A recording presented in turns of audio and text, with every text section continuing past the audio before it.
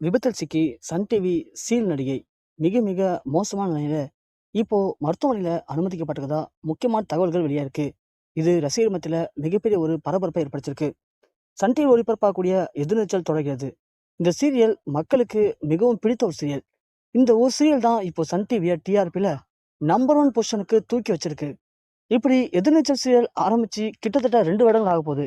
ஆனா எதிர்நீச்சல் சீரியல்ல ஆரம்பத்துல நடிச்ச ஜனனி கதாபாத்திரம் அப்படிங்கிறது மதுமிதா.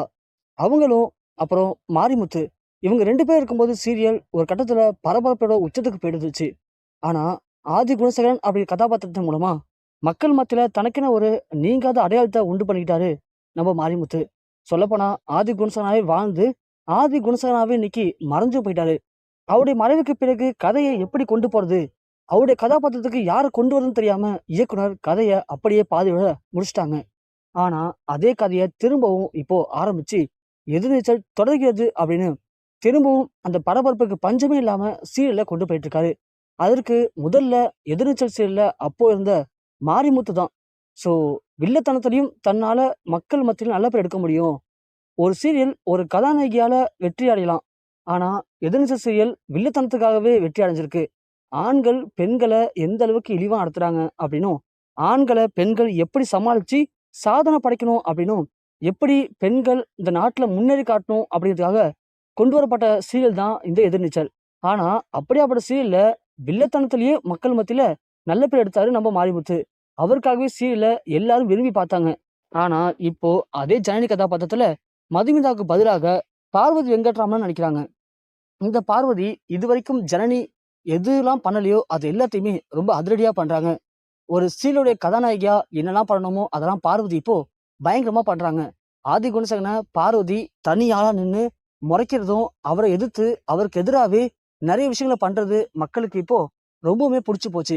அதனால முன்னாடி எதிர்நீச்சலை எந்த அளவுக்கு மக்கள் ஆதரவு கொடுத்தாங்களோ அதே மாதிரி இப்போவும் இந்த சீரியலுக்கு மக்களுடைய ஆதரவு பேராதரவா போயிட்டு இருக்கு. இப்படியாப்பட்ட இந்த நேரத்துல எதிர்நீச்சல் சீரியல் நடிகைக்கு மிகப்பெரிய அளவுல ஒரு விபத்து ஏற்பட்டிருக்கு. அது நம்ம பார்வதி வெங்கட்ராமனுக்கு தான். ஸோ எதிர்நீச்சல் சீரியல்ல இப்போ ஏற்கனவே நம்ம ஜனனி அடிபட்டு கொஞ்சம் சரியான மாதிரி தான் சீரியல்ல நடிச்சிட்டு இருக்காங்க. அந்த நேரத்துல அந்த சீரியல்ல ஜனனிக்கு கணவனா இருக்கக்கூடிய சக்திக்கும் அவங்களுடைய அண்ணனுக்கும் ஏற்பட்ட சின்ன மோதல நம்ம ஜனனி போய் தடுக்கிற மாதிரி அந்த இடத்துல ஷூட் பண்ணியிருக்காங்க.